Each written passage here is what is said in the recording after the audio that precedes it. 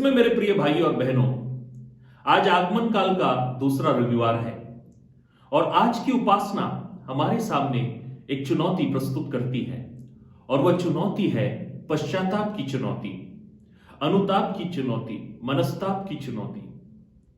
मेरे प्रिय भाइयों और बहनों, योहान बाप्तिस्ट स्पष्ट रूप से कहते हैं, प्रभु का मार्ग तैयार करो, प्रभु का मार्ग तैयार करो। यह वास्तव में इसायास प्रवक्ता अथवा नबी के शब्द हैं।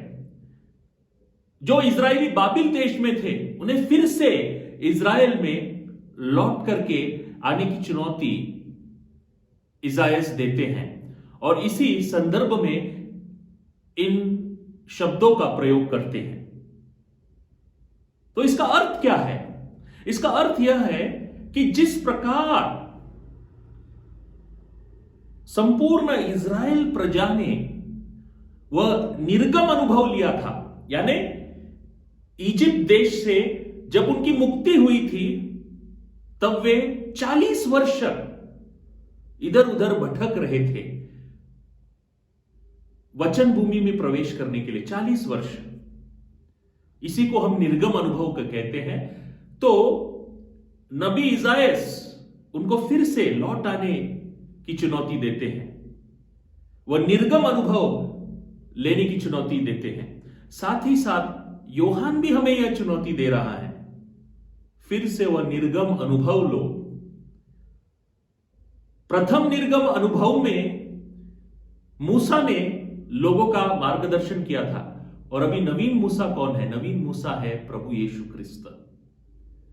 तो फिर से हमें उस मरुभूमि से गुजरना पड़ेगा, रेगिस्तान से गुजरना पड़ेगा। इसका अर्थ यह है, क्योंकि रेगिस्तान त्याग का प्रतीक है, हमें त्याग करना पड़ेगा, पश्चाताप करना पड़ेगा,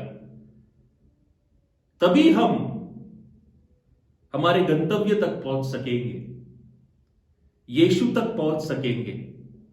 मेरे प्रिय भाइयों और बहनों, आगमन काल का अर्थ है यीशु क्रिस्त के पुनर्आगमन की तैयारी। उसकी पुनर्आगमन कब होगी हम नहीं कह सकते, लेकिन हम तैयार रह सकते हैं। कैसे? पश्चाताप करके। इसीलिए पश्चाताप करें, प्रभु के पास लौट आए, प्रभु का मार्ग सरल करे, तैयार करे। आमीन।